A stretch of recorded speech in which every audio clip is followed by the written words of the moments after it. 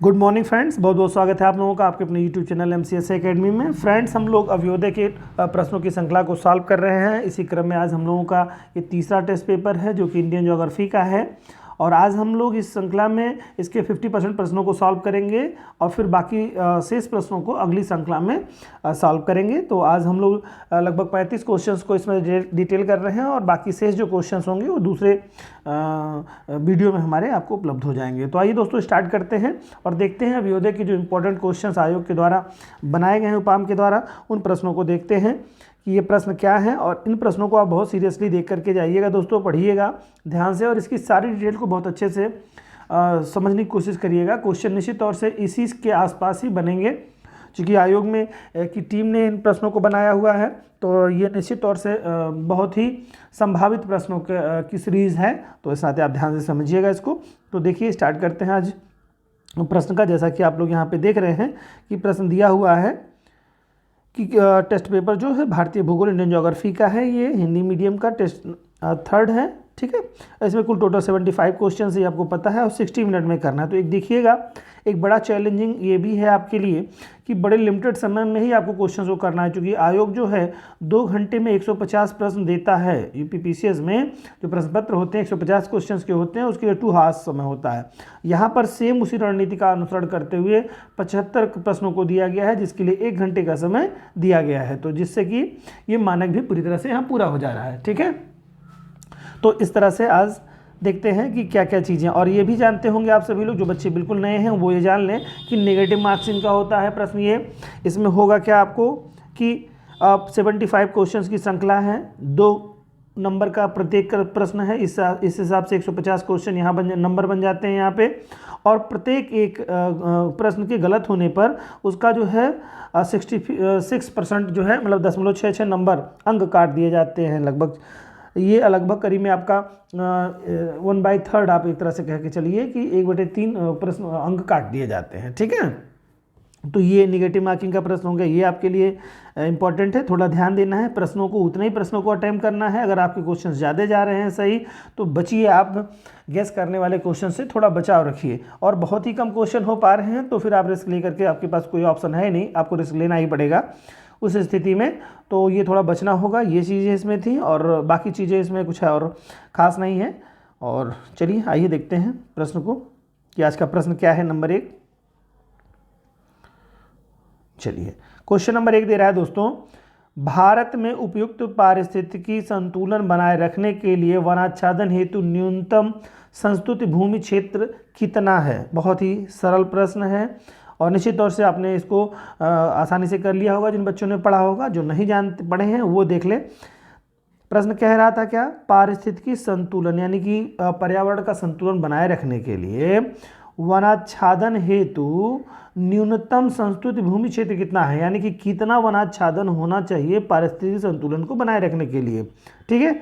तो ये जो है कमीशन के द्वारा जो निर्धारित किया गया है कि टोटल जो है हमारे भौगोलिक क्षेत्र का, उस पर वनों की जो प्रतिशत है वो कितने, जो लैंड हमारे पास है, भूमि है, उसके कितने प्रतिशत भाग पर आपका वन होना चाहिए। तो ऑप्शंस दे रहा है, देखिए 25%, 43%, 33% और 53%। तो निश्चित तौर से आपको जवाब मिल गया होगा, क्योंकि आपको बहुत ही आसान ये बात है।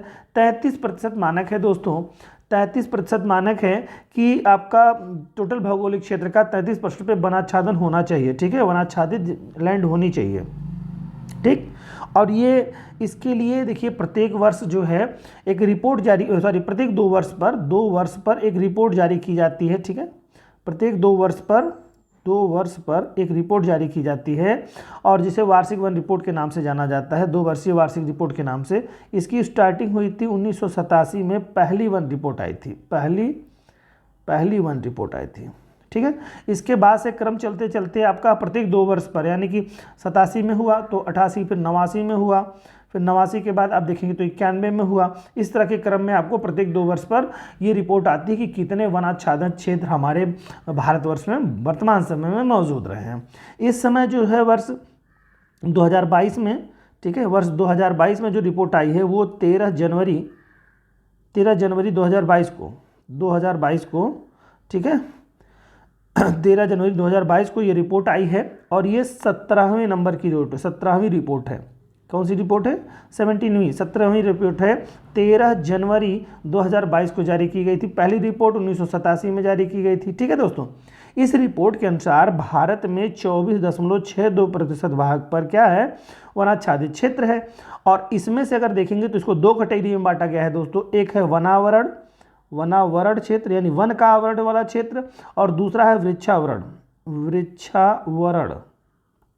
ठीक है, वृक्षावरण क्षेत्र है। तो यहाँ पर टोटल जो हमारे समय मतलब इस समय वर्तमान में जो वनावरण क्षेत्र है वो 21.71% है। 21.71% क्या है? वनावरण क्षेत्र है। और वृक्षावरण क्षेत्र जो है 2.91% क्षेत्र है।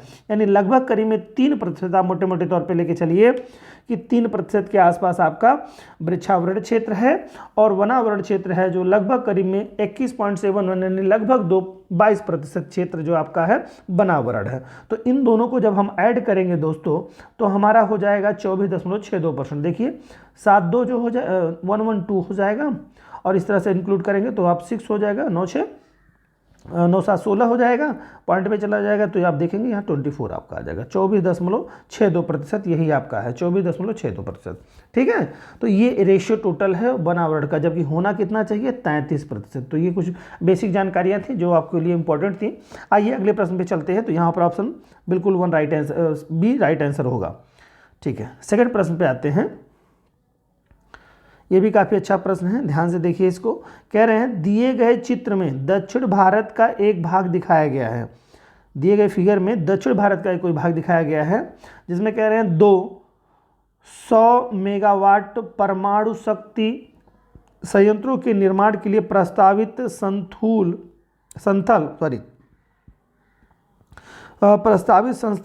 संथल कुडनकुलम मानचित्र में चिन्हित किया गया है। तो पूछा गया है देखिए कुडनकुलम के बारे में। कुडनकुलम जो है जिसे संथल के नाम से भी ज़्यादा जाना जाता है, तो कुडनकुलम मानचित्र में कहाँ है ये आपको बताना है। अब देखिए क्रम से मैं देखता हूँ। यहाँ पर देखिए तूतीकोरिन के बारे में दिया गया है, यहाँ पर लिखा गया है आपको कन्याकुमारी, और यहाँ पर दिया गया है आपको तिरुवनंतपुरम। ठीक है, तो ये देखिए तमिलनाडु में पड़ता है कन्याकुमारी, ये सबको पता होगा, तमिलनाडु में। ठीक, तूतीकोरिन भी कहाँ पड़ता है? तमिलनाडु में। और ये तिरुवनंतपुरम कहाँ पड़ता है? केरल में। ठीक है, ये तो ये क्षेत्र है। अब बताना क्या है दोस्तों, कुडनकुलम कहाँ है? तो ऑप्शन देखिए, ए यहाँ पर ए नंबर दिया है, यहाँ पर बी है, सी है, डी है। यहीं पर आपको कहीं सेट करना होगा कि किस जगह पर आपको एग्जैक्टली कुडनकुलम प्लेस कहाँ पड़ेगा। ठीक है, तो आप जान लीजिए कि ये जो आपका प्लेस पड़ता है, यहाँ पर देखेंगे बी सी डी, तो ये वाला जो क्षेत्र आप देखेंगे ये वाला क्षेत्र है, ये कुडनकुलम का क्षेत्र है। ठीक है, ये क्या है? यही आपका क्षेत्र जो है कुडनकुलम है, यानी बी वाले ऑप्शन में। अब आपको ये प्रश्न क्या था, ज्योग्राफी में मैप की अच्छी समझ आपके पास है कि नहीं, ये इससे रिलेटेड आपका प्रश्न था। तो इस तरह से आप कुछ इंपॉर्टेंट जगह हैं जिनमें जो कि जिनका कोई सामरिक महत्व है, या वहाँ पर कोई परमाणु शक्ति संयंत्र लगा हुआ है, या इस तरह की कोई भी बहुत ही इंपॉर्टेंट जो प्लेस हैं, उनको आपको मैप में निश्चित तौर से याद रखना होता है दोस्तों, तभी जाकर के आप इस तरह के प्रश्नों को सॉल्व करने की अच्छी स्थिति में पहुँच पाते हैं। ठीक है, और ये जो मैप निकला हुआ है ये ऐसे देखेंगे आप ना, तमिलनाडु का ये वाला हिस्सा ये तूतीकोरिन का हिस्सा ही है जो कि समुद्र में निकला हुआ है, एक पतला सा भाग जो है इस तरह से निकला हुआ है। तो यहाँ पर कुडनकुलम जो है बी वाले स्थान पर आपका पड़ेगा। तो ऑप्शन में चूंकि यहाँ पर ए बी सी और डी के रूप में दिया हुआ है, तो कहाँ पड़ेगा? तो एग्जैक्टली आपका कहाँ पड़ेगा? बी वाले स्थान में पड़ेगा। तो करेक्ट है, ये पड़ेगा कहाँ पर? ये भी तमिलनाडु में। तमिलनाडु मैंने बताया ये पूरा हिस्सा आपका कहाँ का है? तमिलनाडु का है। ठीक है, ओके। और ये बाकी आपका केरल का है, तो यहाँ पर बिल्कुल कोई मतलब नहीं है। यानी ये पूछना चाह रहा था कि तमिलनाडु और केरल वाले हिस्से में है क्या, लेकिन नहीं, यहाँ पर बिल्कुल नहीं होगा, यहाँ भी नहीं होगा, यहाँ नहीं होगा। बी वाले ऑप्शन में कुडनकुलम पड़ेगा आपका, जो कि कन्याकुमारी से काफ़ी नियरेस्ट है। चलिए अगले प्रश्न पे आते हैं दोस्तों। थर्ड नंबर क्वेश्चन आपका सामने है।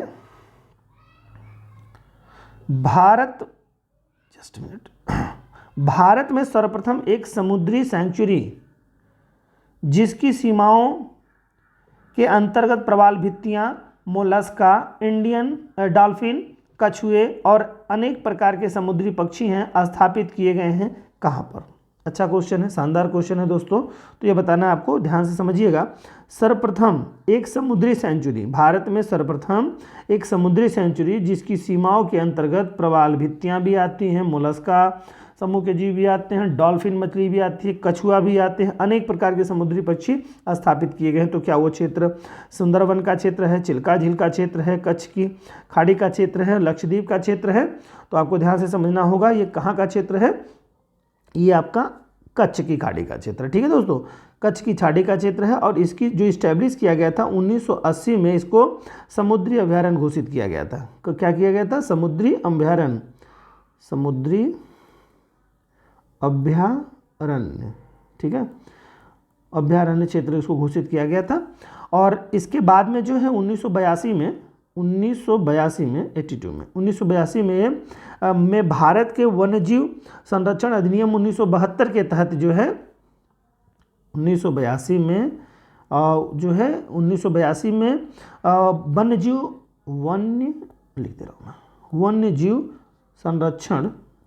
वन्यजीव संरक्षण अधिनियम।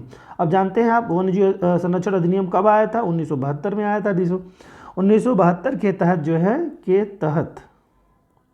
110 किलोमीटर का जो है मुख्य जो क्षेत्र था, ठीक है, इसे कोर समुद्री राष्ट्रीय अभयारण्य घोषित किया गया था। 110 किलोमीटर, ठीक है, का जो क्षेत्र था आपका, इस 110 किलोमीटर के जो क्षेत्र वर्ग किलोमीटर हो गए, 110 किलोमीटर वर्ग किलोमीटर का जो क्षेत्र था, इसे क्या समुद्री अभयारण्य क्षेत्र घोषित कर दिया गया था दोस्तों। ठीक है दोस्तों, तो ये कुछ इसकी बातें रही हैं जो कि इंपॉर्टेंट आपके लिए रही। और ये जानते हैं आप कच्छ का खाड़ी कहाँ का हिस्सा पड़ता है? ये गुजरात राज्य के कच्छ की खाड़ी के दक्षिणी किनारे पर स्थित है ये, ठीक है, गुजरात राज्य के कच्छ की खाड़ी के दक्षिणी किनारे पर स्थित है, एकदम दक्षिण वाले हिस्से पे, ठीक है, इस तरह के हिस्से पे यहाँ पर स्थित है कच्छ की खाड़ी में। ठीक, तो समुद्री अभयारण्य जो है 1980 में घोषित किया गया था। और इसे 1982 में इसे क्या किया गया था? 1972 में वन्यजीव संरक्षण अधिनियम के तहत जो है इसको इस्टेब्लिश किया गया था। और 110 किलोमीटर तक के मुख्य क्षेत्र को कोर क्षेत्र घोषित किया गया था दोस्तों। ठीक है, यानी तट से 110 किलोमीटर का जो एरिया था इसे कोर एरिया घोषित किया गया था, राष्ट्रीय उद्यान घोषित किया गया था। ये भी जानना है, राष्ट्रीय समुद्री उद्यान इसे घोषित किया गया था। तो ये ऑप्शन यहाँ पे होगा सी ऑप्शन राइट आंसर होगा। चलिए अगले प्रश्न पे आते हैं। 4 नंबर क्वेश्चन क्या कह रहे हैं? नीचे लिखे राज्यों और जनजातियों के युग्मों में से कौन सा एक सही सुमेलित नहीं है? आपको ये बताना है कि इसमें कौन सा सही सुमेलित नहीं दिया गया है। बहुत अच्छा क्वेश्चन है ये भी। आइए इसको देखते हैं क्या कह रहा है। यहाँ पर राज्य है और जनजातियों के युग्मों को आपको देखना है। तो यहाँ पर देखिए राज्य दिया है और यहाँ पर जनजातियाँ हैं, तो कौन सा सुमेलित नहीं है ये आपको बताना है। अब देखो असम दे रहा है, यहाँ पे कह रहा है मीरी, यानी कि असम में मीरी जनजाति पाई जाती है। जी हाँ, असम में मीरी जनजाति पाई जाती है। और इसके अलावा मीरी जनजाति जो है इसके अलावा अरुणाचल प्रदेश में भी पाई जाती है, अरुणाचल प्रदेश में भी पाई जाती है। ठीक है, तो असम और अरुणाचल प्रदेश में मीरी जनजाति पाई जाती है। और एक वहाँ पर स्थानीय भाषा भी है, यानी मीरी भाषा भी है। ये एक जनजाति भी है, क्या है? जनजाति भी है। यहाँ से मैं एडिट कर रहा हूँ उसको। जनजाति एक क्या है? एक जनजाति भी है मीरी, और मीरी एक भाषा भी है। तो ये असम बिल्कुल करेक्ट यहाँ पे दिया गया है। दूसरा कह रहे हैं नागालैंड, नागालैंड में कोन्याक कह रहे हैं। जी हाँ, कोन्याक जो है ये नागालैंड की जनजाति है बिल्कुल। और नागा की सबसे प्रमुख उप समुदाय है, ये सबसे प्रमुख उप समुदाय है किसका? नागा का, नागों का। नागा जो जनजाति है नागा की ये शाखा जो है सबसे प्रमुख शाखा है। कोन्याक शाखा नागाओं की सबसे प्रमुख शाखा है कोन्याक। ठीक है, ये उप शाखा एक तरह से कहिए इसको, उप शाखा या शाखा कहिए, बात एक ही है। नागा जो जनजाति है इसकी प्रमुख उपशाखा जो है कोन्याक है, नागालैंड में पाई जाती है। बिल्कुल करेक्ट है यहाँ पे। तीसरा कह रहा है अरुणाचल प्रदेश में कह रहे हैं, और अरुणाचल प्रदेश में बता रहे हैं ये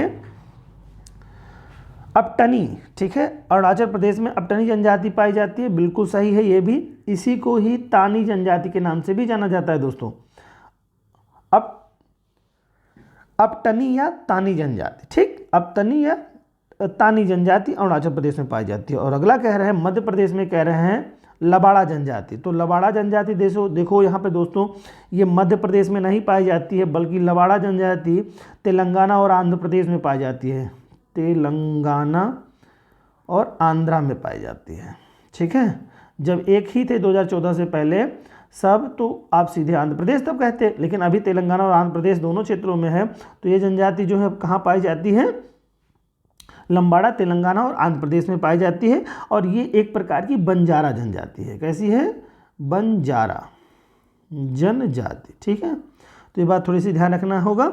और एक तरह से ये भी जान लीजिए, ये बंजारा जनजाति के मतलब सॉरी देखिए, ये है क्या? बंजारा जनजातियों का एक डांस है दोस्तों, सॉरी नृत्य है, बंजारा जनजातियों का नृत्य। ठीक है, तो ये थोड़ा सा जान लीजिएगा कि लंबाड़ा क्या चीज़ है। तो यहाँ पर एक बंजारा लंबाड़ा जो एक बंजारा जनजाति है उसका एक सॉरी बंजारा जनजातियों का एक नृत्य है ये लंबाड़ा। लंबाड़ा क्या होता है? लंबाड़ा जो है ये बंजारा जातियों द्वारा किए जाने वाला एक नृत्य है। बंजारा वहाँ की जो जातियाँ हैं उनके द्वारा जो नृत्य प्रस्तुत किया जाता है या नृत्य किया जाता है, उसे नाम दिया जाता है क्या? लंबाड़ा। ठीक है, और मध्य प्रदेश के बारे में जहाँ तक कहा है तो यहाँ पर जानते हैं सबसे बड़ी जनजाति जो है भील है। तो मध्य प्रदेश में क्या होता? भील होता, तो करेक्ट हो जाता। ठीक है, तो यह बात आप समझ गए होंगे। चलिए अगले प्रश्न पे आते हैं दोस्तों। 5 नंबर क्वेश्चन कह रहा है तेल की अत्यधिक संभाव्यता युक्त रावा अपतट खंड अवस्थित है। ये कहाँ पर स्थित है? बहुत ही इंपॉर्टेंट क्वेश्चन है, तो इसको आप थोड़ा ध्यान से समझिएगा। चलिए क्या कह रहा है? तेल की अत्यधिक संभाव्यता युक्त रावा अपतट खंड कहाँ पर स्थित है? तो ऑप्शन फटाफट बताइए। कृष्णा गोदावरी द्रोणी में, कावेरी द्रोणी में, महानदी द्रोणी में और पाल पेन्नार द्रोणी में। तो निश्चित तौर से आप जवाब आ गया होगा कृष्णा गोदावरी द्रोणी में है, ये करेक्ट आंसर बिल्कुल यहाँ पर होगा। तो ये चीज़ थोड़ा सा आपके लिए इंपॉर्टेंट है, ये ध्यान रखिएगा। इस नाम को इसको याद रखना है आपको। कौन सा है? रावा अपतट खंड जो क्षेत्र है वो कहाँ है? कृष्णा गोदावरी द्रोणी में पाया जाता है ये क्षेत्र। चलिए 6 नंबर क्वेश्चन में देखते हैं, निम्नलिखित कथनों में से कौन सा एक सत्य नहीं है? आपको कोई एक सत्य नहीं बताना है, बाकी सभी आपके सत्य होंगे, यानी कोई एक त्रुटिपूर्ण है। पहला कह रहा है घग्गर के जल का इंदिरा गांधी नहर में उपयोग किया जाता है। दूसरा कह रहा है नर्मदा अमरकंटक क्षेत्र से निकलती है। तीसरा कह रहा है निजाम सागर मंजरा नदी पर स्थित है। चौथा कह रहा है पेनगंगा गोदावरी की सहायक नदी है। तो फटाफट जवाब आप लोगों का आ जाना चाहिए दोस्तों। जिन लोगों ने सॉल्व कर लिया है वो जवाब फट से दे दें। देखिए यहाँ पर मैं बताऊँ आपको कि नर्मदा के बारे में बात कर लेता हूँ। तो नर्मदा अमरकंटक क्षेत्र से निकलने वाली नदी है। ये बिल्कुल मध्य प्रदेश के अनूपपुर जिले में, ठीक है, मध्य प्रदेश का जो अनूपपुर जिला है, एमपी का अनूपपुर जो जिला है, ये क्या है कि जो विंध्याचल पर्वत श्रेणी है दोस्तों और सतपुरा द्रोणी जो है, इसका जो मिलन बिंदु है ना, इस श्रेणी के पूर्वी जो संधि स्थल है, यानी कि पूरब का मैं बात कर रहा हूँ, इधर पूर्वी हिस्से की, ठीक है, पूर्वी स्थल पे जो है यहाँ पर अमरकंटक जो है, अमरकंटक एक कुंड है, ठीक है, अमरकंटक के से नर्मदा नदी से नर्मदा कुंड से हुआ है। तो ये अमरकंटक है, अमरकंटक, ठीक है, अमरकंटक, ठीक है। अमरकंटक पहाड़ी आप लोग सुने होंगे, बड़ा बार नाम होता है, अमरकंटक की पहाड़ियों से निकलती है। तो अमरकंटक में एक कौन सा कुंड है? नर्मदा कुंड है, नर्मदा कुंड यहाँ से निकलती है। ये आपको ध्यान देना है कि ये आपका विंध्याचल पर्वत श्रेणी, विंध्याचल और उसके बाद सतपुड़ा का जो संधि स्थल है, पूर्वी हिस्से में पड़ने वाला जो संधि स्थल है, वहाँ से ये जो है अमरकंटक पहाड़ी है, वहाँ पहाड़ी से एक नर्मदा कुंड है, वहाँ से निकलती है, आपको अमरकंटक क्षेत्र से निकलती है। तो बिल्कुल सही है ये। कह रहा अगला, निजाम सागर मंजरा नदी पर स्थित है। जी हाँ, मंजरा जो नदी है वो गोदावरी की सहायक नदी है, बिल्कुल सही बात है। निजाम सागर जो है मंजरा नदी पर स्थित है, बिल्कुल सही है। साथ ही साथ जान लीजिए दोस्तों, गोदावरी की सहायक नदी पेनगंगा भी है, मंजरा भी है और बेनगंगा भी है। बेनगंगा बार ये क्वेश्चन पूछा है एग्जाम में, बेनगंगा इनके बारे में बार पूछता है। बेनगंगा किसकी सहायक नदी है? तो किसकी है? गोदावरी की सहायक नदियां हैं, ठीक। और मंजरा भी इसकी सहायक नदी, तो ये भी बिल्कुल सही हो जाएगा। यहाँ पहले क्वेश्चन में देखिए, घग्गर के जल का इंदिरा गांधी नहर के लिए उपयोग किया जाता है। देखिए बहुत एथेंटिक चीज़ नहीं है यहाँ पे, क्योंकि आगे जाने के बाद वो सूख जाती है, लेकिन कहीं कहीं स्रोतों में आपको मिलेगा कि नहीं, उसका भी पानी उपयोग में लाया जाता है कुछ हद तक के लिए, क्योंकि वो रेगिस्तान में जाकर के फिर वहाँ सूखने लगती है। तो ये चीज़ें कुछ हद तक तो यहाँ पर सही हैं, लेकिन ये पूर्ण रूप से सही नहीं। बाकी चीज़ें सभी 100% सत्य वाली बातें हैं। इसमें पूरी सत्यता नहीं है, लेकिन कहीं कहीं किताबें आपको बताएंगी कि आपको इंदिरा गांधी जो नहर है उसमें इसका जल उपयोग किया जाता है, लेकिन बेसिकली इसमें है सतलज और ब्यास नदी, सतलज और व्यास नदी, व्यास, ठीक है। इन दो सहायक इनकी नदियों के कारण से ये इसका जल उपयोग में लाया जाता है, ठीक है दोस्तों। तो यहाँ पर ये गलत आपका ऑप्शन हो जा रहा है, पहला गलत हो जा रहा है इस आधार पर, ठीक है। चलिए नेक्स्ट क्वेश्चन है, निम्नलिखित आदिम जनजातियों द्वारा उनके निवास स्थानों के युग्मों में से कौन सा एक सही सुमेलित नहीं है, ये आपको बताना है। आदिम जनजातियों तथा उसके निवास स्थानों के युग्मों में से कौन सा एक सही नहीं है, तो ये आपको बता देना है। बड़ा ही शानदार क्वेश्चन है। पहला कह रहा है आपका बुक्सा, ठीक है। तो बुक्सा के बारे में बता रहा है, आदिम जनजाति है, उसके निवास स्थान कहाँ पाई जाती है, तो कह रहा है पौड़ी गढ़वाल, जो कि उत्तराखंड में पड़ता है, उत्तराखंड, ठीक है। पौड़ी गढ़वाल उत्तराखंड में पाया जाता है। बुक्सा जनजाति, जी हाँ, बुक्सा जनजाति यहाँ पाई जाती है, तो ये तो बिल्कुल सही बात आपको बताई गई। और एक बात और कुछ भी चीज़ें बता दूं आपको, भोक्सा जनजाति भी इसी को कहा जाता है, बुक्सा या भोक्सा, और बुखारिया जनजाति भी कहा जाता है, बुखासिया, सॉरी बुखारिया नहीं, बुखासिया, बुखासिया, बुखासिया जनजाति कहिए, चाहे भोक्सा कहिए, चाहे बुक्सा कहिए, ये कहाँ कहाँ पाई जाती, पौड़ी गढ़वाल में ही पाई जाती। इसके अलावा जो है खास तौर से इसको अगर हम देखें तो उत्तर प्रदेश का एक जनपद पड़ता है बिजनौर, ठीक है, बिजनौर, बिजनौर में भी ये जनजाति पाई जाती है, और वहाँ पर इसको क्या कहते हैं, खास जनजाति के नाम से जाना जाता है दोस्तों। उसका स्थानिक नाम खास है, ठीक है। तो खास जनजाति है, यानी कि अगर हम बात करें बुक्सा, भोक्सा, बुखारिया और खास जनजाति अगर हम कहें तो ये चारों एक ही के बारे में बात हो रही है, ठीक है। बुखासिया जनजाति की बात कर लें, खास की बात कर लें, भोक्सा की बात करें, बुक्सा, तो सब एक ही हैं। ये पौड़ी गढ़वाल उत्तराखंड क्षेत्र में और उत्तर प्रदेश के बिजनौर जनपद में पाई जाती है। बिजनौर में ही इस जनजाति को किस नाम से जाना जाता है, खास जनजाति के नाम से जाना जाता है। तो ये तो तथ्य पहले का था, जो कि करेक्ट हो गया आपका। दूसरा कह रहा है दोस्तों कोल जनजाति, ठीक है। कोल जनजाति के बारे में कह रहा है जबलपुर, जबलपुर जानते हैं हम मध्य प्रदेश में पाई जाती, जी नहीं, कोल जनजाति वहाँ नहीं पाई जाती है, बल्कि ये कहाँ पाई जाती है, उत्तर प्रदेश में पाई जाती है, उत्तर प्रदेश में, ठीक है। कोल जनजाति उत्तर प्रदेश वाले हिस्से में पाई जाती है। तो यहाँ पर ये हो जाएगा आपका, गलत हो गया इस आधार पर ये। अगला है मुंडा जनजाति। मुंडा कह रहे हैं छोटा नागपुर पठार, जी हाँ, झारखंड वाला क्षेत्र पड़ रहा है आपका। झारखंड में मूल रूप से झारखंड, ठीक है, झारखंड में मुंडा जनजाति बड़े पैमाने पर पाई जाती है। इंपॉर्टेंट क्षेत्र है इसका छोटा नागपुर पठार का क्षेत्र, जो कि झारखंड में ही आता है।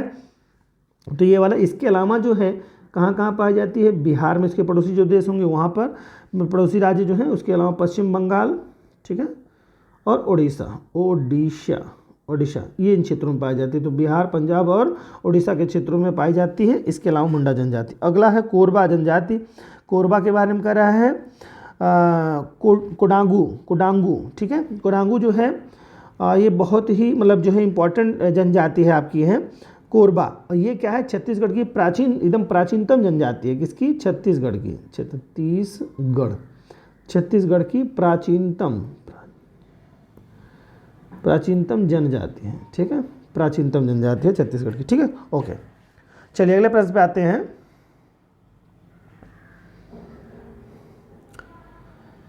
एट नंबर क्वेश्चन कह रहे हैं, दिए गए मानचित्र में पांडिचेरी संघराज क्षेत्र में के ABCD से चिन्हित विभिन्न बंदरगाहों को उनके संबंधित नामों से सुमेलित कीजिए तथा बंदरगाहों की सूची के नीचे दिए गए कूट का प्रयोग कर सही उत्तर का चयन कीजिए, ठीक है। अब देखिए ये चार आपके जनपद दिए जा रहे हैं, नाम दिए जा रहे हैं, और इन चार नामों के बारे में आपको रिलेशनशिप बनानी है। क्या बनानी है, यहाँ देखिए एक क्षेत्र यहाँ दे रहा है, दूसरा यहाँ दे रहा है, तीसरा यहाँ दे रहा है, चौथा यहाँ दे रहा है।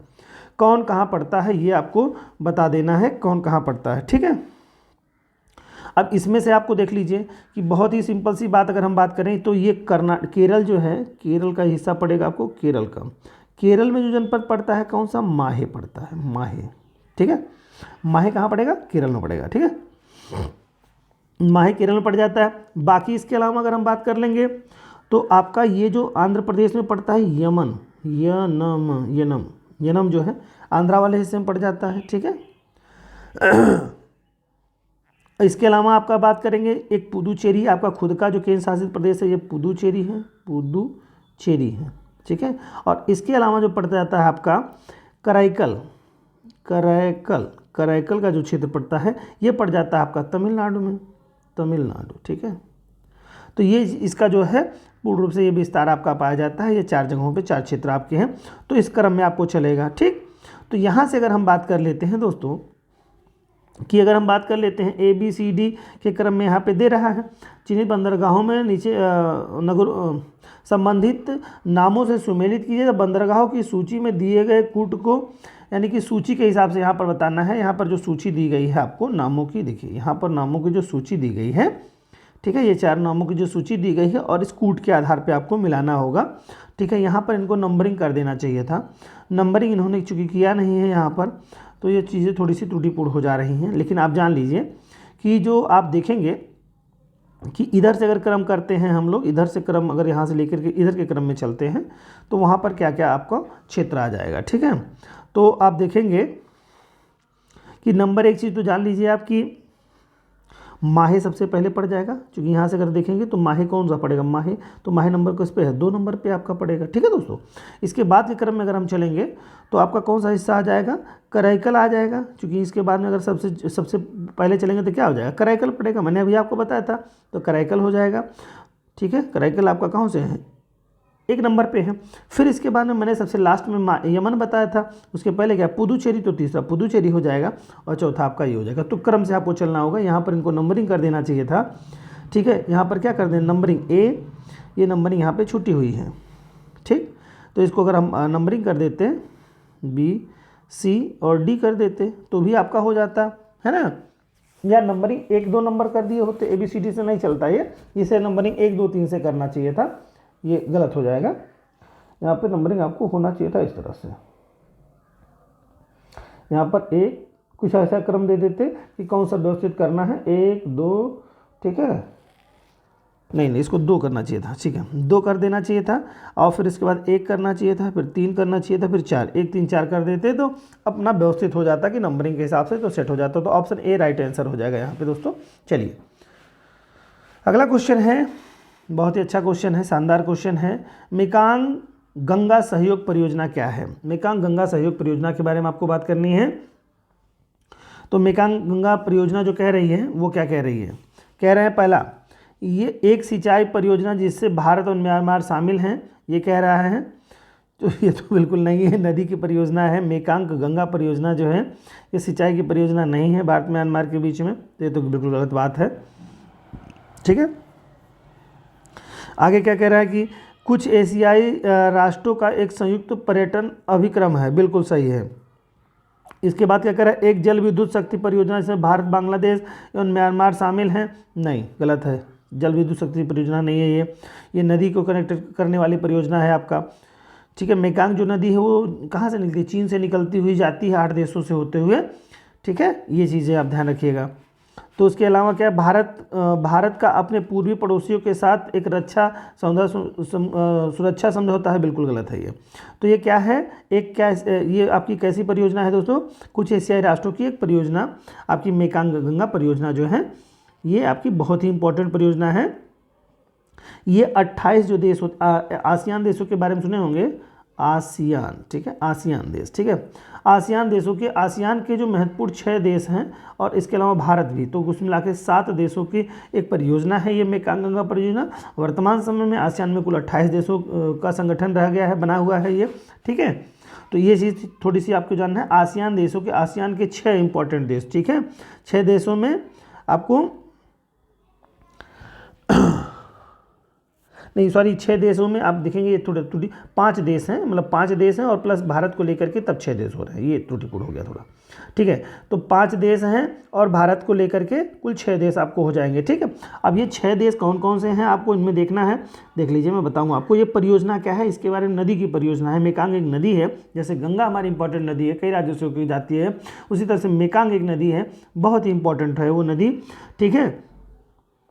और इसकी जो ये मेकांग सहयोग परियोजना है, इसके बारे में पहले मैं कुछ तथ्य बता दूं आपको। 10 नवंबर 2000 को, ठीक है, लाओस की राजधानी वियंतियाने, वियंतियाने, वियंतियाने, ठीक है। वियंतियाने किसकी राजधानी है? लाओस, लाओस, ठीक है, में इसकी स्थापना की गई थी। कब की गई थी? 10 नवंबर 2000 को लाओस की राजधानी वियंतियाने, ठीक है, में इसकी मेकांग गंगा सहयोग परियोजना की शुरुआत की गई थी। इसमें कुल 6 सहयोगी देश थे। कुल टोटल सहयोगी देशों की जो संख्या थी कितनी? 6 देश थे सहयोगी देश, और ये सभी 6 देश जो है आसियान के सदस्य थे, ठीक है। 6 में से 5 देश और प्लस 1 भारत है, ठीक है। अब ये 6 देश कौन कौन से हैं ये भी आप जान लीजिए। एक तो आपका भारत है, म्यांमार है, थाईलैंड है, थाईलैंड, कंबोडिया, कंबोडिया है, लाओस है, लाओस, ठीक है, लाओस है। इसके अलावा कौन है? वियतनाम है, ठीक है। अब ये सभी जो क्षेत्र पड़ते हैं भारत को छोड़ के दोस्तों, तो कौन कौन से? म्यांमार है, थाईलैंड है, कंबोडिया है, लाओस, वियतनाम है। ये सब मेकांग नदी के डेल्टा में स्थित हैं। कहाँ पे? डेल्टा में स्थित हैं सभी। तो ये थोड़ा ध्यान रखने वाली बात आपके लिए।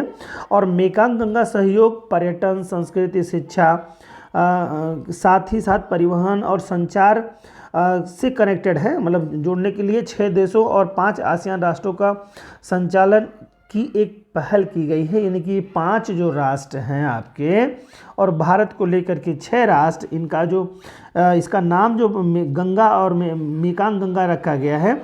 मेकांग गंगा सहयोग जो है वो बेसिकली है किसके लिए? पर्यटन के लिए, संस्कृति, शिक्षा, ठीक है, और इसके साथ ही साथ परिवहन और संचार, ठीक है, इनका मूल एजेंडा है। इसी नाते इसको जो कनेक्ट किया गया है पर्यटन, संस्कृति, शिक्षा, परिवहन और संचार के लिए भारत और गंगा से रिलेटेड मतलब बात कही गई है, इसमें परियोजना इनकी है। और बाकी ये जो आपकी मेकांग नदी है इन 6 राष्ट्रों में जो है क्या करती है? म्यांमार, थाईलैंड, कंबोडिया, लाओस और वियतनाम में जो है ये डेल्टाई क्षेत्र में ये विस्तार है, मतलब रहते हैं ये कंट्री। मेकांग के डेल्टाई क्षेत्र में इनकी स्थिति है या बेनिफिट पाते हैं इस तरह से। चलिए अगला 10वां क्वेश्चन है, अरावली श्रेणी का अनुमानित आय क्या है? बहुत अच्छा क्वेश्चन है, शानदार क्वेश्चन है। अरावली की अनुमानित आय के बारे में पूछ रहा है। हालांकि ऐसे क्वेश्चन कम मिलते हैं जिसमें आयु बताया हो इस तरह से। 370 मिलियन वर्ष, फिर कह रहा है 470 मिलियन वर्ष, फिर कह रहा है 570 मिलियन वर्ष, और फिर अगला कह रहा है 670 मिलियन वर्ष। तो ये आपको बताना है कि कितने मिलियन वर्ष है। तो जान लीजिए सबसे प्राचीनतम है ये, ध्यान समझ रहे हैं ना। अरावली पर्वत श्रेणी सबसे प्राचीनतम है और इसकी जो अनुमानित आय है वो 570 मिलियन वर्ष के आसपास इसकी अनुमानित आय है, ठीक है दोस्तों, ये है।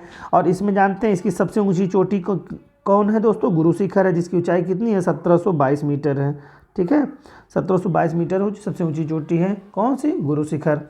और इसका जानते हैं इसका जो विस्तार है दोस्तों, ये अरावली पर्वत श्रेणी का विस्तार है लगभग करीब में 80%, 79.49% हिस्सा जो है राजस्थान में है, ठीक है, राजस्थान में सबसे ज़्यादा हिस्सा है।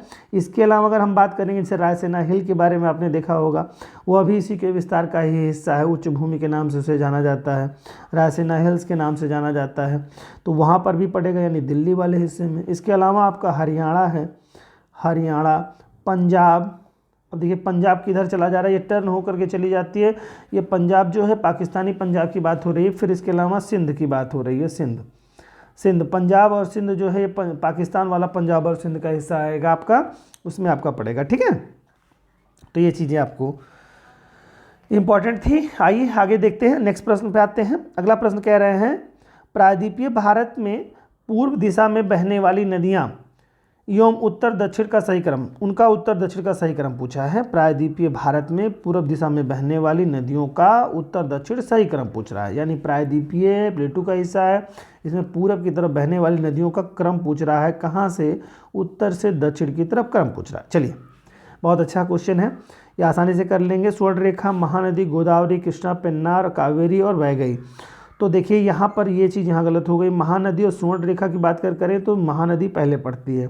और सबसे अगर हम बात कर लें तो वैगई तो सबसे लास्ट में दिया है, तो ये तो क्रम आपका बन जाएगा, लेकिन यहाँ देने के नाते ये त्रुटिपूर्ण हो गया। ठीक, इसके बाद करेंगे सुवर्ण रेखा, फिर वही चीज़ आपकी उल्टी हो रही है, यहाँ पे महानदी पहले होना चाहिए, गलत हो गया, तो ये भी आपका बिल्कुल गलत हो जाएगा। और पेन्नार तो बिल्कुल नहीं, वैगई इसके पहले आती, तो इसमें 2 चीज़ें गलत दे दी गई थी, तो ये बिल्कुल नहीं हो सकता। महानदी, जी हाँ, महानदी है, सुवर्ण रेखा है, गोदावरी है, कृष्णा है, कावेरी है, पेन्नार है, वैगई बिल्कुल करेक्ट है ये। वैगई सबसे लास्ट में पड़ेगी, महानदी सबसे पहले पड़ेगी। और ये क्रम तो आप जानते ही होंगे, गोदावरी, कृष्णा, कावेरी और पेन्नार नदियों का क्रम तो ऊपर से नीचे बिल्कुल सीधा सीधा सा है। स्वर्ण रेखा जहाँ तक डाउट वाली बात है तो गोदावरी और महानदी के बीच में पड़ता है आपको। ठीक है, तो ये बिल्कुल सी ऑप्शन राइट आंसर होगा यहाँ पे दोस्तों। आइए अगले प्रश्न पे आते हैं। 12 नंबर क्वेश्चन कह रहा है, एक मौसम विज्ञान केंद्र का औसत वार्षिक तापमान 26 डिग्री सेल्सियस है। ठीक है, क्या है? एक मौसम विज्ञान केंद्र का औसत वार्षिक तापमान जो है वो 26 डिग्री सेल्सियस है। इसकी औसत वार्षिक वर्षा 63 सेंटीमीटर है। इसके तापमान का वार्षिक परिसर 9 डिग्री सेल्सियस है। संदर्भित क्षेत्र कौन सा हो सकता है, आपको बताना है। देखिए यहाँ पे ताप का परिसर जो कह रहा है बहुत कम दे रहा है, यानी कि बहुत कम ऊपर चढ़ता है, बहुत कम नीचे, यानी कि फ्लक्चुएशन टेम्परेचर का बहुत कम रहता है। ठीक है, कहाँ का? वार्षिक परिसर का तापमान कह रहा है बहुत ज़्यादा फ्लक्चुएशन नहीं देता है, फ्लक्चुएट नहीं होता है, वो आपको बताना है कौन सा क्षेत्र है वो। और यहाँ पे औसत जो तापमान होता है 26 डिग्री सेल्सियस, यानी बहुत ठंडा वाला क्षेत्र भी नहीं होगा, तो आप जान लीजिए चिरापुंजी वगैरह का जो क्षेत्र हो ही नहीं सकता है आपका। चेन्नई वाला क्षेत्र भी नहीं होगा आपका। ठीक है, तो यहाँ पर होगा क्या? फिर कोलकाता का भी क्षेत्र नहीं होगा। ये आपका एग्जैक्टली जो क्षेत्र है आपका वो अपना प्रदेश, उत्तर प्रदेश का उत्तम प्रदेश जो प्रयागराज है, यानी कि वर्तमान प्रयागराज और प्राचीन इलाहाबाद जो शहर है वो यही है। ठीक है, ये इसके संदर्भ में ही बात कह रहा है। चलिए अगले प्रश्न पे आते हैं। निम्नलिखित में से किस राज्य का समुद्र तट दक्षिण अमेरिका के विशाल ऑलिव रिडले कछुए के निलय स्थल के रूप में प्रसिद्ध है? थोड़ा सा अच्छा क्वेश्चन है ये, आप इसको समझिएगा कि ये ऑलिव रिडले जो कछुआ है उसके बारे में बता रहा है। निम्नलिखित में से किस राज्य का समुद्र तटीय क्षेत्र समुद्र तट दक्षिण अमेरिका के विशाल ऑलिव रिडले कछुओं के निलय स्थल के रूप में प्रसिद्ध हुआ है? ये आपको बताना है, जो कि भारत का कोई एक क्षेत्र है जो कि ऑलिव रिडले जो कछुए के लिए फेमस हुआ है। ठीक है, जो कि कहाँ? दक्षिण अमेरिका के विशाल क्षेत्र, विशाल ऑलिव रिडले कछुए के सदृश है, ये आपको बताना है। तो वो कौन सा क्षेत्र है आपका? गोवा है, गुजरात है, तमिलनाडु और उड़ीसा। तो आपने बहुत अच्छे से सुन रखा होगा उड़ीसा के बारे में। उड़ीसा के तट पे क्या है? कछुआ, ऑलिव रिडले कछुए के बारे में आपने बार बार पढ़ा होगा। ठीक है, इसी कछुए को ही देखिए, इसी कछुए को ही प्रशांत ऑलिव रिडले के नाम से भी जाना जाता है। क्या नाम से जानता है? प्रशांत ऑलिव या ऑलिव रिडले। ठीक है, ऑलिव रिडले समुद्री कछुए के नाम से जाना जाता है, समुद्री कछुए के नाम से जाना जाता है। और ये जो पाया जाता है दोस्तों, ये प्रशांत महासागर में भी पाया जाता है और हिंद महासागर में, अटलांटिक महासागर में, ये सब जगह पाया जाता है। कहाँ? लेकिन गर्म वाले हिस्से में। ठीक है, वहीं पे पाया जाएगा जहाँ पे गर्म जल पाए जाते हैं। ठीक है, यानी कि बहुत ठंडे वाले हिस्से में नहीं। प्रशांत महासागर, हिंद महासागर और अटलांटिक महासागर तीनों महासागरों में पाया जाता है, लेकिन गर्म जलीय क्षेत्रों के में ये कछुआ पाया जाता है। ठीक है, और ये मध्यम आकार की प्रजाति है। ये किसका? ऑलिव रिडले जो है मध्यम आकार प्रजाति की है, और इसकी सबसे बड़ी खासियत है कि ये मांसाहारी है। मांसाहारी जीव है ये। ठीक है, ऑलिव रिडले मांसाहारी प्रकार प्रवृत्ति का ये कछुआ है। ठीक है दोस्तों, और इसको IUCN ने international union of conservation of nature जिन्हें जो जारी किया है, इसको रेड लिस्ट में जारी किया। रेड सूची जो जारी की जाती है उसने जो जारी की है उसमें इसको अति संवेदनशील प्रजाति के रूप में रखा है। तो ध्यान रखना है किस श्रेणी में 8-9 प्रकार की प्रजातियों में बांटा जाता है IUCN द्वारा। तो उसमें से एक आपका है अति संवेदनशील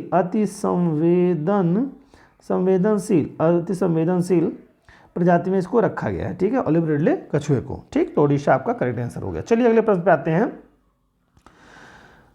कह रहे हैं भारत के संदर्भ में निम्नलिखित कथनों में से कौन सा कथन सही नहीं है? ये आपको बताना है भारत के संदर्भ में। तो बहुत अच्छा क्वेश्चन है, चलिए बताइए। देश की लगभग 1/3 क्षेत्र में वर्ष भर में 750 मिलीमीटर से अधिक वर्षा होती है।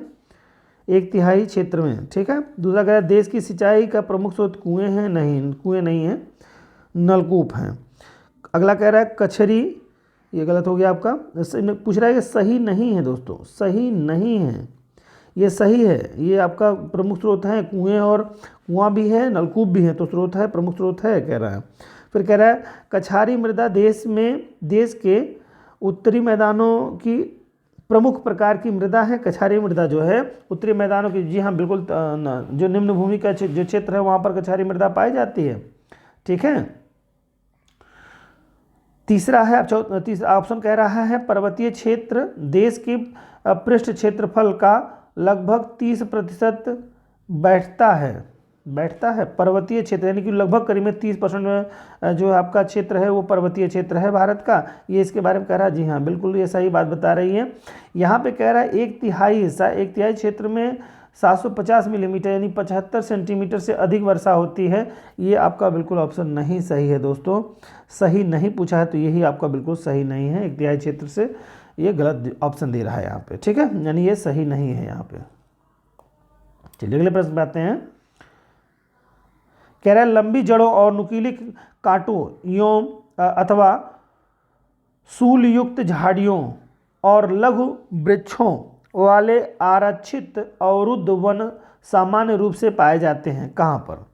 देखिए नुकीले कांटे वाले जो क्षेत्र होंगे, फिर उसके बाद सूल युक्त झाड़ियाँ और लघु वृक्षों वाले आरक्षित अवरुद्ध वन कहाँ पाए जाते हैं ये बताना है। पूर्वी उड़ीसा में बता रहे हैं यहाँ पे। दूसरा करें पूर्वोत्तर तमिलनाडु में। तीसरा है शिवालिक और तराई में। चौथा करें पश्चिमी आंध्र प्रदेश में। तो ये जो क्षेत्र पाए जाते हैं आपको, ये पश्चिमी आंध्र प्रदेश वाले क्षेत्र में पाए जाते हैं नुकीले कांटे, ठीक है, इन्हीं को ही कहते हैं, अथवा इसको सूलयुक्त झाड़ियाँ, ठीक है, लघु वृक्षों वाले आरक्षित अवरुद्ध वन कहाँ पाए जाते हैं? तो पश्चिमी आंध्र प्रदेश वाले क्षेत्र में आपके पाए जाते हैं। यहाँ बिल्कुल करेक्ट आंसर ये होगा। चलिए नंदा देवी चोटी के बारे में पूछ रहा है, बहुत ही शानदार क्वेश्चन ये भी है, बहुत ही आसान क्वेश्चन है ये, ठीक है। पूछ रहा है नंदा देवी चोटी असम हिमालय का भाग है, कुमाऊं हिमालय का भाग है, नेपाल हिमालय का भाग है, पंजाब हिमालय का भाग है। तो किसका भाग है दोस्तों? कुमाऊं हिमालय का भाग है, ठीक है। और ये भारत की कौन सी दूसरी सबसे ऊंची चोटी है? ठीक है, देखिए भारत की K2 सबसे नंबर 1 की चोटी है और दूसरी कंचनजंगा है, लेकिन K2 चूंकि पाकिस्तान POK में पड़ती है, इस नाते इसको नहीं लिया जाता है। कंचनजंगा जो चोटी है ये सबसे ऊंची मान ली जाती है इस नाते, तो उस हिसाब से सबसे पहली चोटी मानी जाएगी ये। तो दूसरी चोटी कौन हो जाएगी आपकी? नंदा देवी चोटी हो जाएगी, ठीक है। इसकी जो ऊंचाई है आपको 7817 मीटर है, 7817, ठीक है, 7817 मीटर, 7817 मीटर ऊंची है चोटी, ठीक है दोस्तों। तो ये चीज़ थोड़ी सी आपको जाननी जरूरी है। और आप एक चीज़ और भी जान लीजिए कि ये इसको राष्ट्रीय उद्यान भी घोषित किया गया है नंदा देवी को, ठीक है, नंदा देवी को राष्ट्रीय उद्यान घोषित किया जा चुका है, ठीक है। और वर्ष 1988 में यूनेस्को द्वारा प्राकृतिक महत्व की विश्व धरोहर की श्रेणी में भी इसको शामिल कर लिया गया था। कब शामिल कर लिया गया था? ध्यान रहे आपको 1988 में। 1988 में यूनेस्को द्वारा United Nations Educational Scientific and Cultural Organization इसको कहते हैं, ठीक है दोस्तों, यूनेस्को, UNESCO, यूनेस्को, ठीक है। इसमें इसको जो ध्यान में 1988 में यूनेस्को ने इसको क्या किया था? प्राकृतिक महत्व की विशेष विश्व धरोहर की श्रेणी में इसको शामिल कर लिया था। किसको? नंदा देवी चोटी को। तो ये थोड़ा सा आपके लिए इसके रिलेटेड तथ्य थे। आइए 17 नंबर क्वेश्चन देखते हैं। निम्नलिखित नगरों में से माध्य समुद्र तल से किसकी ऊंचाई अधिकतम है? तो ये आपको बताना है कि कौन अधिक ऊंचा है समुद्र तल से, ये बातें बतानी है कितनी ऊंचाई किसकी है।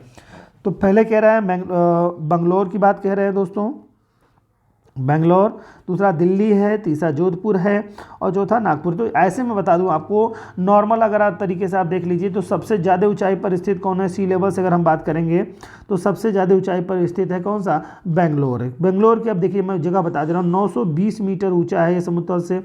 और रहा सवाल जोधपुर की, तो ये लगभग 231 मीटर ऊँचा है सी लेवल से। और दिल्ली की बात करें तो ये 300 मीटर ही ऊंची है सी लेवल से। और नागपुर है 310 मीटर समुद्र तल से ऊंचा है। 310 मीटर कौन है? नागपुर है। तो इस तरह से सबसे ऊंचा कौन हो गया? बेंगलोर हो गया सबसे ऊंचाई पर स्थित। चलिए अगले प्रश्न पे आते हैं कह रहे हैं 18 नंबर क्वेश्चन कह रहे हैं निम्नलिखित राज्यों में से किसका क्षेत्रफल सबसे कम है। तो क्षेत्रफल बताना है कि राज्य आपका बढ़ते हुए घटते क्रम में, देखिए यहाँ पर बिल्कुल आपको पता होना चाहिए। तो देख लीजिए यहाँ पर अगर आप बात करेंगे आंध्र प्रदेश की बात कर लें, तमिलनाडु गुजरात की बात कर लें, कर्नाटक की बात कर लें, तमिलनाडु की बात कर लें, सबसे कम क्षेत्रफल इन राज्यों के परिप्रेक्ष्य में अगर हम देखेंगे तो सबसे कम क्षेत्रफल आपका तमिलनाडु का होगा। अब मैं थोड़ा सा क्षेत्रफल आपको बता दूं कि लगभग करीब में इसका कितना क्षेत्रफल होता है। तो 1,30,058 वर्ग किलोमीटर है दोस्तों, वर्ग किलोमीटर है ये आपका किसका क्षेत्र, तमिलनाडु का क्षेत्र है। इसके अलावा अगर हम बात करेंगे तो आपका दूसरा नंबर आ जाता है, इसमें क्रम में देखेंगे तो कर्नाटक का आता है आपका दोस्तों 1,91,791 किलोमीटर वर्ग किलोमीटर है, ठीक है, 1,91,791 वर्ग किलोमीटर क्षेत्र है। वहीं अगर बात कर लेते हैं हम गुजरात की तो 1,96,024 वर्ग किलोमीटर का क्षेत्र आ जाता है। और वहीं बात कर लेते हैं आंध्र प्रदेश की तो यहाँ पर हो जाता है 1,60,000, ठीक है, 1,60,205, ठीक है, वर्ग किलोमीटर, 1,60,205 वर्ग किलोमीटर क्षेत्र। तो सबसे कम दोस्तों किसका, तमिलनाडु का, दूसरा नंबर आंध्र प्रदेश का आ जाएगा, तीसरा नंबर कर्नाटक का आएगा और देन इसके बाद आपका नंबर आएगा किसका, गुजरात का नंबर आएगा। चलिए तो ये तो कुछ था आपका क्रम। अब आगे देख लेते हैं 19 नंबर क्वेश्चन में क्या कह रहे हैं। 19 नंबर क्वेश्चन कह रहे हैं निम्न नगरों में से कौन सा कर्क रेखा के निकटतम है। कर्क रेखा के निकटतम की बात कर रहा है दोस्तों, तो कर्क रेखा के निकटतम कौन होगा, दिल्ली है, कोलकाता है, जोधपुर है, नागपुर है। तो बड़ा ही सरल क्वेश्चन है, आप आसानी से इसको बताने की स्थिति में होंगे। कौन सा सबसे नज़दीक आ जाएगा, कोलकाता सबसे ज़्यादा नज़दीक आएगा। अब डिग्री अक्षांशों के बारे में अगर आपने ठीक से पढ़ा होगा तो आपको मालूम होगा 22 डिग्री 33 मिनट नॉर्थ पड़ता है इसकी लोकेशन कोलकाता की।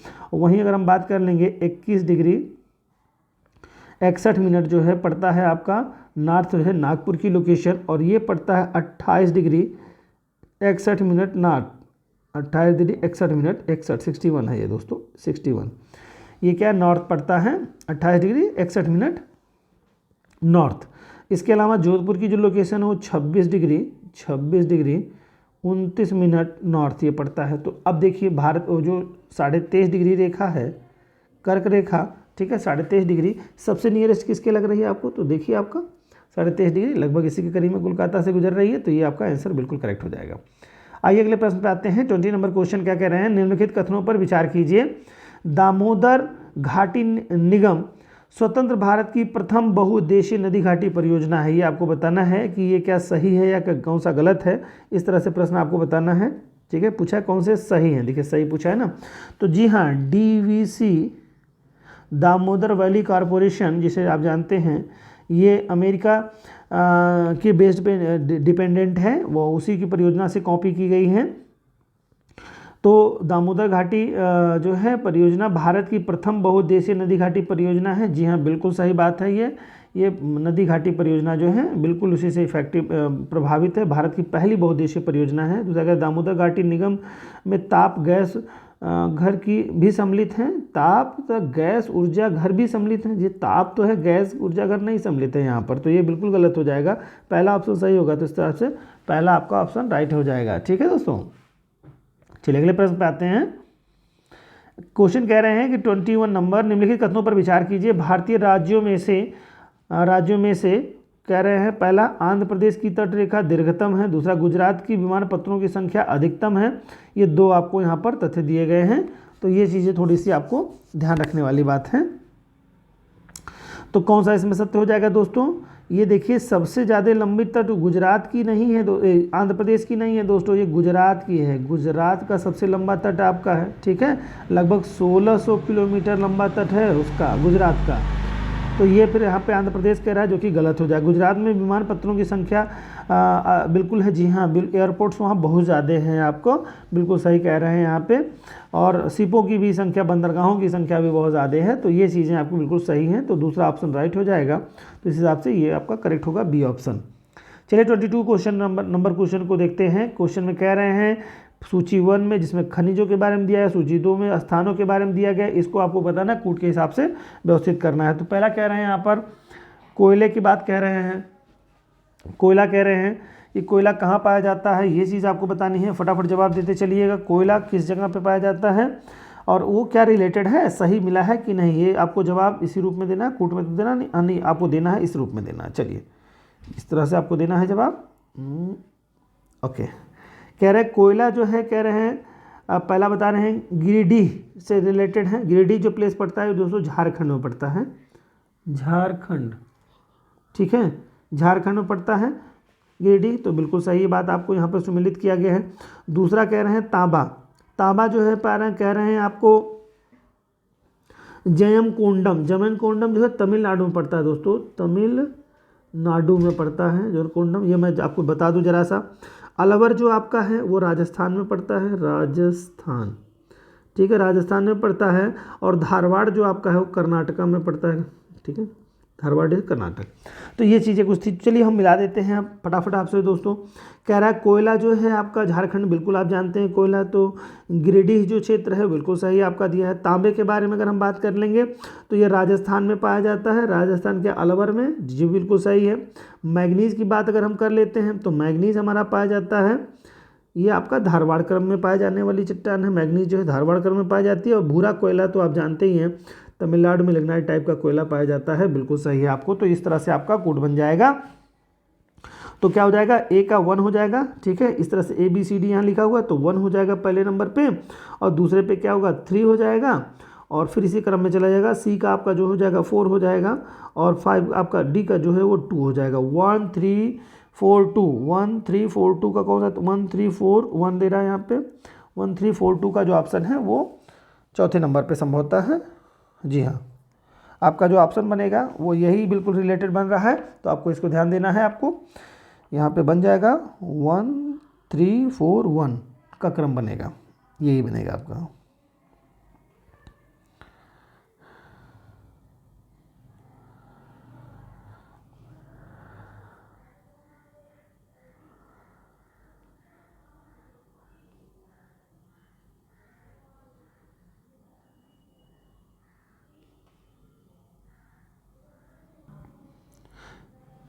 आप लोग कंफ्यूज मत होइएगा, यहाँ पर देखिए जो ऑप्शन दे रहा है 2 बार एक दे दिया है, तो यहाँ पर 2 हो जाएगा दोस्तों, ठीक है, तो इस नाते ये करेक्ट हो जाएगा आपका, ठीक है। तो इस बात को आपको ध्यान रखना है, कहीं से भी कोई लापरवाही आपसे नहीं होनी चाहिए। चलिए अगले प्रश्न पे आते हैं। अगला क्वेश्चन आपके सामने है 23 नंबर क्वेश्चन। क्या कह रहे हैं, निम्नलिखित राष्ट्रीय राजमार्गों में से किसकी सबसे अधिक लंबाई है, किस राष्ट्रीय राजमार्ग की सबसे अधिक लंबाई है, ये आपको बताना है। पहला कह रहा है आगरा मुंबई की, चेन्नई ठाणे की, कोलकाता का हजीरा की, और पुणे मछलीपट्टनम की। तो सबसे ज़्यादा लंबा कौन है ये आपको बताना है, ठीक है दोस्तों। तो देख लिए सबसे जो लंबी दूरी है वो कोलकाता और हजीरा के बीच में है। कोलकाता पश्चिम बंगाल में, हजीरा पड़ता है आपका गुजरात में। इसकी जो दूरी है 1949 किलोमीटर है दोस्तों, 1949 किलोमीटर, ठीक, 1949 किलोमीटर कोलकाता और हजीरा के बीच की दूरी है, तो ये सबसे ज़्यादा लंबी दूरी है। और वहीं अगर हम मुंबई और आगरा की हाईवे की बात करें तो 1161 किलोमीटर है, 1161 किलोमीटर। NH3 यहाँ पड़ता है, NH3 की जो लंबाई है 1161 किलोमीटर की लंबाई है आगरा मुंबई की। चेन्नई और ठाणे के बीच की बात कर लेंगे तो NH4 यहाँ से गुजरता है दोस्तों, NH4 की जो लंबाई है 1235 किलोमीटर है, 1235 किलोमीटर आपकी लंबाई है। और अगर हम बात कर लेते हैं पुणे और मछलीपट्टनम की, तो ये बहुत कम दूरी है, 926 किलोमीटर दूरी है आपकी अपेक्षित और की, यहाँ पे जो ऑप्शन दिए गए हैं, ठीक है दोस्तों। तो यहाँ पर आपका सबसे लंबा हो जाएगा कोलकाता हजीरा। चलिए अगले प्रश्न पे आते हैं। निम्नलिखित पर विचार कीजिए। पहला कह रहे हैं यहाँ पर महादेव पहाड़ियाँ, सह्याद्री पर्वत, सतपुड़ा पर्वत श्रेणी, ये आपके 3 पर्वत श्रेणी दें। कह रहा है उपयुक्त का उत्तर से दक्षिण की ओर सही अनुक्रम कौन सा है, ये आपको बताना है, सही क्रम बताना है। महादेव पहाड़ियाँ हैं, सह्याद्री हैं और सतपुड़ा, क्या है पूछ रहे हैं उत्तर से दक्षिण की तरफ। तो आप जानते हैं दोस्तों यहाँ पर जो भी दे रहा, सतपुड़ा की बात कर रहा है, महादेव की बात कर रहा है, सबसे नीचे कौन होगा, तो निश्चित तौर से सह्याद्री यानी पश्चिमी घाट, इसी को कहते हैं पश्चिमी घाट पर्वत श्रेणी। तो सबसे नीचे कौन हो जाएगा, पश्चिमी घाट। तो 2 ऑप्शन में जो सबसे नंबर 1 पे दिया होगा उसी से आप एलिमिनेट मेथड का प्रयोग करेंगे तो बिल्कुल आपका सही हो जाएगा। तो सबसे नीचे क्या हो जाएगा, ये दूसरे नंबर का हो जाएगा है। सबसे नीचे तो यही क्रम आएगा उत्तर से दक्षिण की तरफ से, ठीक है, उत्तर से दक्षिण यही सबसे नीचे में आ जाएगा क्रम में। और फिर महादेव और सतपुड़ा की अगर हम बात कर लेते हैं तो 2 ही चिड़िया इसके पहले बनी, तो सबसे ऊपर जो पड़ता है वो महादेव पड़ता है, महादेव, ठीक है, महादेव पड़ेगा जो कि पहले नंबर पर है आपका। और दूसरे नंबर पर क्या होगा, सतपुड़ा, सतपुड़ा पड़ेगा। और तीसरे नंबर पर सह्याद्री पड़ेगा, सह्याद्री। तो अब यहाँ पर नंबरिंग देखिए, इसका सतपुड़ा का नंबर 3 दिया है और सह्याद्री का नंबर 2 दिया है, तो 1 3 2 का जो ऑप्शन होगा 1 3 2 का ऑप्शन बिल्कुल सी पे है, करेक्ट आंसर हो जाएगा आपका। अगला कह रहा है सांभर झील राजस्थान के निम्नलिखित नगरों में से किसके निकटतम है, ये आपको बताना है। सांभर झील जो है किसके निकटतम है, ये आपको बता देना है दोस्तों। तो भरतपुर के, जयपुर के निकटतम है किसके, भरतपुर के, जयपुर के, जोधपुर के और उदयपुर के। तो जान लीजिए आप, ये जो झील है, ये जो झील है वो जयपुर के निकटतम है। और ये झील जो समुद्र तल से लगभग 1200 फीट की ऊंचाई पर स्थित है। लगभग कितनी है, 1200 फीट, 1200 फीट की ऊंचाई पर स्थित है। कौन सी झील है, यही जो आपकी झील बन रही है जयपुर में, सांभर झील है, राजस्थान में पड़ती है, ठीक है, राजस्थान के जयपुर में पड़ती है। तो ऑप्शन आपका बिल्कुल बी इज राइट आंसर होगा यहाँ पे दोस्तों। चलिए 26 नंबर क्वेश्चन देखते हैं। कह रहे हैं कि सूची 1 में राष्ट्रीय वन अभ्यारण्य और सूची 2 में राज्य दिए गए हैं के साथ सुमेलित कीजिए और सूची में दिए गए कूट का प्रयोग करते हुए सही उत्तर का चयन करें। चलिए, तो पहले में क्या दे रहा है, वन्यजीव अभ्यारण्य दे रहा है और राज्य कहाँ पे स्थित है ये आपको बताना है, ठीक है।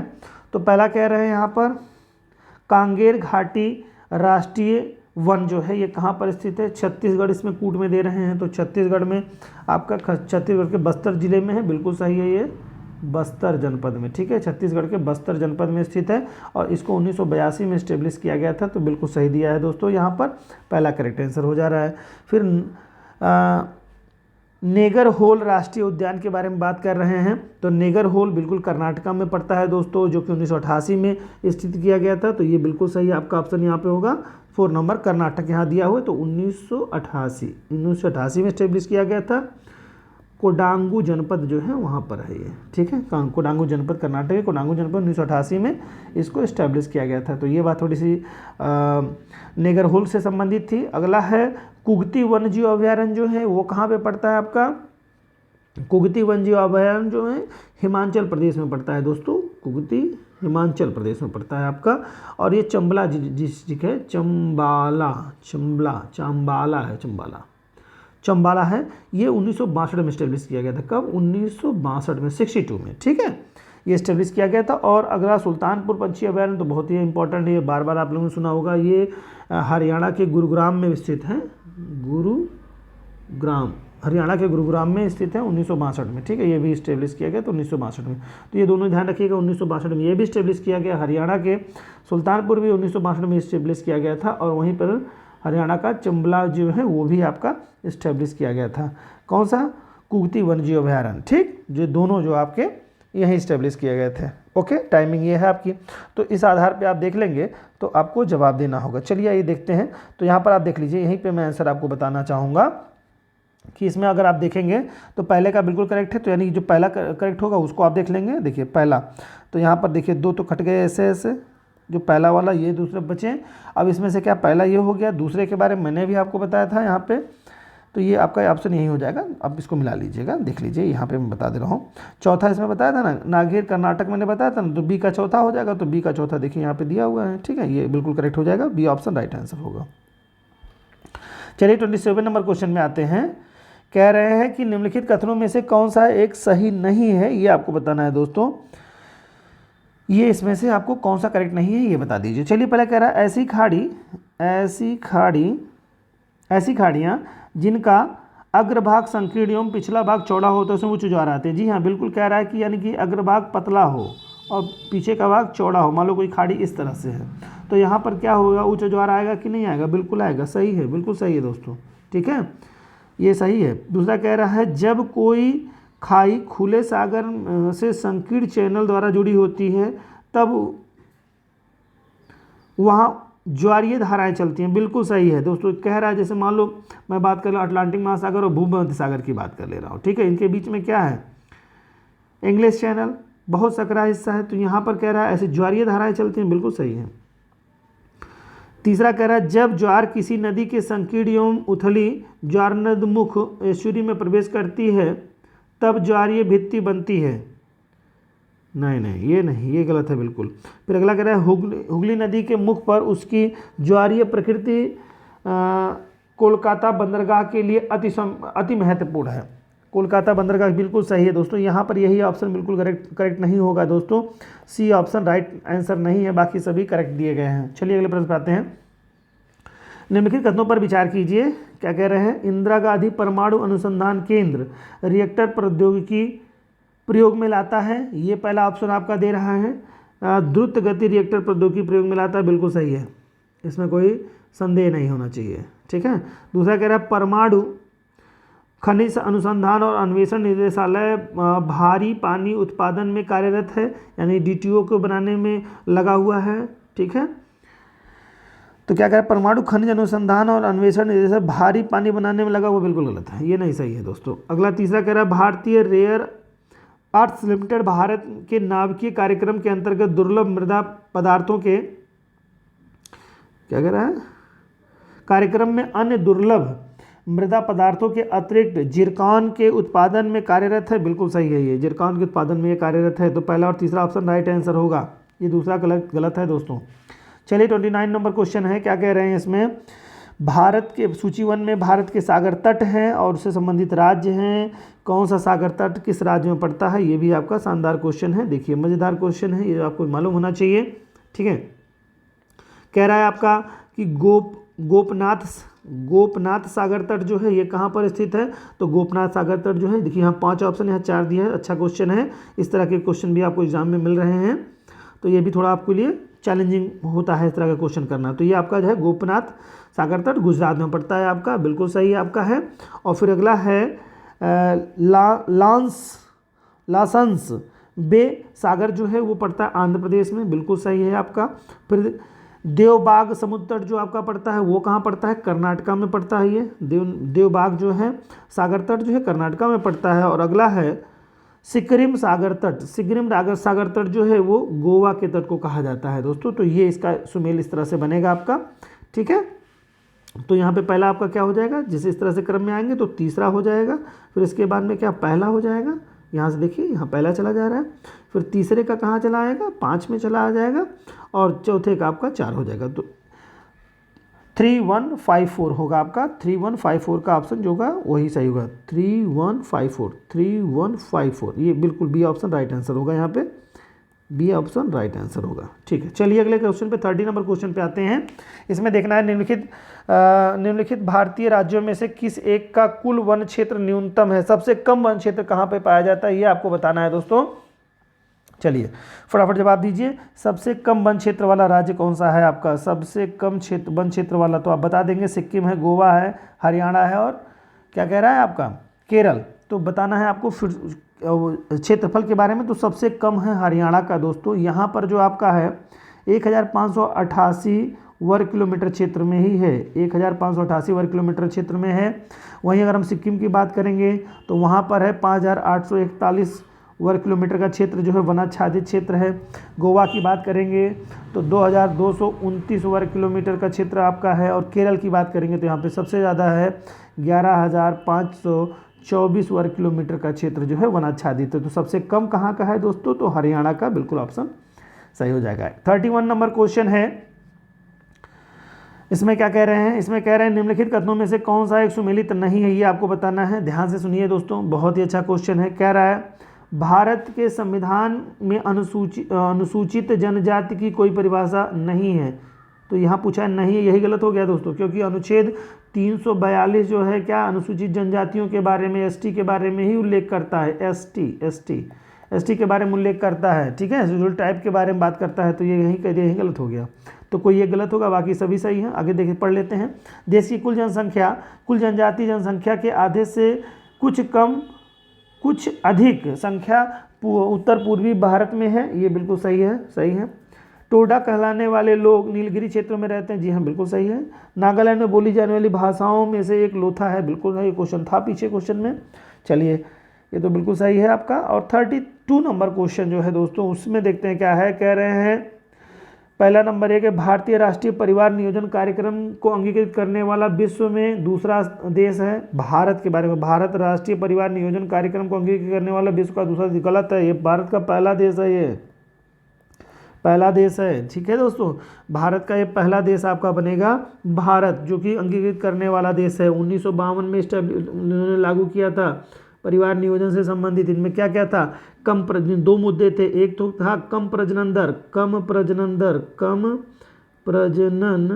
दर, ये लागू किया गया था, सोचा गया था। दूसरा इनका एजेंडा था आर्थिक विकास के आगे बढ़ने के साधनों के रूप में धीमी जनसंख्या वृद्धि, यानी कि धीमी जनसंख्या कह सकते हैं आप, धीमी जनसंख्या वृद्धि इनका एजेंडा था। तो 2 विषय थे इनके, आर्थिक विकास के को आगे बढ़ाने के लिए जो है जनसंख्या का धीमा होना इनका एजेंडे में था, और कम प्रजनन दर। ठीक है, तो ये चीज़ें बिल्कुल आपकी दूसरा यह है, साथ ही गलत हो जाएगा। यहाँ पर कह रहा है भारतीय राष्ट्रीय जनसंख्या नीति 2000 वर्ष 2010 तक 111 करोड़ की जनसंख्या का प्रजनन एवं प्रतिस्थापन स्तर प्राप्त करने के लिए प्रयत्नशील है। बिल्कुल सही है ये आपका। फिर कह रहा है इसमें भारत में प्रजनन का प्रतिस्थापन स्तर प्राप्त करने वाला केरल प्रथम राज्य बना है। बिल्कुल सही है, प्रथम राज्य है, बिल्कुल सही। तो दूसरा तीसरा ऑप्शन राइट आंसर हो जाएगा यहाँ पे दोस्तों। आगे चलते हैं 33 नंबर क्वेश्चन पे। कह रहे हैं कि गांधी सागर बांध निम्नलिखित में से किस एक का भाग है। बिल्कुल आसान सा क्वेश्चन है, गांधी सागर बांध के बारे में पूछ रहा है। चंबल नदी पर आपने देखा है, चंबल नदी परियोजना है, बिल्कुल सही है क्वेश्चन दोस्तों। ठीक है, तो ये चीज़ थोड़ी ध्यान रखनी है। और ये जो आपका बना है 1960 में, जब चंबल परियोजना की जो स्टार्टिंग की गई थी 1960 ईस्वी में की गई थी, मध्य प्रदेश के मंदसौर जिले में, मंदसौर जिले में। ठीक है, मध्य प्रदेश के मंदसौर जिले में। ठीक, और इसकी आधारशिला जो है उसमें वर्तमान प्रधानमंत्री पंडित जवाहरलाल नेहरू ने की थी। ठीक है, और इसकी आधारशिला जो रखी थी किसकी, चंबल परियोजना की। ठीक, इसकी आधारशिला जो रखी गई है, यहाँ पे बात मैंने बताई आपको गांधी सागर बांध के बारे में। ठीक है, गांधी सागर बारे में बाद में बताया है। चंबल परियोजना जो है ये देखेंगे अगर हम बात को, तो 7 मार्च 1954 को इसकी जो है क्या रखी गई थी, नेहरू द्वारा आधारशिला रखी गई थी। कब रखी गई थी, 7 मार्च 1954 में, 7 मार्च 1954 में आधारशिला रखी गई थी। ठीक है, और इस पर काम जो शुरू हुआ था 1957 से इस पर काम करना शुरू कर दिया था दोस्तों। ठीक है, इस पे काम को शुरू हुआ था, और ये कुछ महत्वपूर्ण बातें थी, तो चंबल नदी से यहाँ रिलेटेड है। चलिए आगे क्वेश्चन चलते हैं। 34 में कह रहे हैं दोस्तों, निम्नलिखित में से कौन सा एक जैव मंडलीय आरक्षित क्षेत्र नहीं है, ये आपको बताना है। चलिए बात कर लेते हैं। अगस्तमलाई ये जैव मंडल आरक्षित क्षेत्र है, नीलगिरी ये भी है, पंचमढ़ी ये भी है, नल्लामलाई ये पहाड़ी है, ये नहीं है। ठीक है दोस्तों, तो ये थोड़ी सी बात इसके लिए थी आपको। तो इसमें आपको देखना है, ये अगस्तमलाई की बात अगर हम बात कर लें तो तमिलनाडु, केरल और तमिलनाडु की सीमा पर है, केरल और तमिलनाडु की सीमा पर है। तो ये बिल्कुल अगस्तमलाई ये 2001 में इस्टेब्लिश किया गया था, ये भी थोड़ी सी इंपॉर्टेंट बात है, जान लीजिएगा। एक में नीलगिरी की बात कर ले तो ये 1986 में इस्टेब्लिश किया गया था, 1986 में, और ये 3 राज्यों में पड़ता है। एक तो तमिलनाडु है, केरल है। ठीक है, तमिलनाडु, केरल और इसके अलावा कर्नाटक। ठीक है, ये 3 राज्यों में 1986 में इस्टेब्लिश किया गया था। और ये पंचमढ़ी तो आप जानते ही हैं, एमपी में पड़ता है आपका, मध्य प्रदेश में। ठीक है, सबसे बढ़िया जो है ये स्वास्थ्यवर्धक क्षेत्रों के रूप में इसमें रखा जाता है। इसमें 3 वन्यजीव अभयारण्य इकाइयाँ शामिल की गई हैं, और ये कहाँ है, ये होशंगाबाद मध्य प्रदेश के होशंगाबाद में है, बैतूल जनपद है, और छिंदवाड़ा, कौन सा है, छिंदवाड़ा जनपद है। होशंगाबाद, बैतूल है और छिंदवाड़ा है, ये 3 जनपदों में फैला हुआ है पंचमढ़ी आपका। ठीक है, और वन्यजीव अभयारण्य, इसमें 3 वन्यजीव अभयारण्य, ये इंपॉर्टेंट है, ध्यान रखिएगा। एक तो बोरी अभयारण्य, एक ये है, दूसरा यहाँ पे है पंचमढ़ी अभयारण्य है, और तीसरा आपका है सतपुड़ा नेशनल पार्क। ये 3 आपके यहाँ पर इस्टेब्लिश किए गए हैं। तो ये थोड़ी सी इंपॉर्टेंट बात थी पंचमढ़ी से रिलेटेड, तो ये आपने जान ली। आइए और आज का 35 नंबर का क्वेश्चन है, जो लास्ट क्वेश्चन आज हम लोगों ने लिया है, ये देख लेते हैं। इसमें क्या कह रहा है, निम्नलिखित राज्यों में से कौन से उत्तर प्रदेश के सीमावर्ती हैं। ये आपको उत्तर प्रदेश के सीमावर्ती राज्यों के बारे में बता रहा है। बड़ा ही आसान क्वेश्चन है। बताइए, पंजाब, तो पंजाब है क्या, राजस्थान है, छत्तीसगढ़ है, झारखंड है, बताइए कौन कौन से हैं। देखिए पंजाब तो नहीं है भाई। इसके अलावा जो है आपके राजस्थान और झारखंड और छत्तीसगढ़ ये सभी हैं। तो यहाँ पर आपका दोनों तीनों का ऑप्शन जो दिया है 2, 3, 4 का, ये बिल्कुल ऑप्शन सही हो जाएगा। देखिए दोस्तों, अगली श्रृंखला में हम लोग लेंगे जहाँ पर आप लोगों को 36 नंबर से लेकर के 75 नंबर तक के क्वेश्चनों को हम लोग सॉल्व करेंगे। उम्मीद करता हूँ ये डिटेल आपको बहुत अच्छे से हेल्प करेगी, समझ में आपको पूरी तरह से प्रश्न पत्र आए होंगे और आपके लिए आगे ये बहुत ही उपयोगी सिद्ध होने वाला है। ठीक है दोस्तों, मिलते हैं बाकी शेष श्रृंखला के साथ अगले वीडियो में। तब तक के लिए जय हिंद।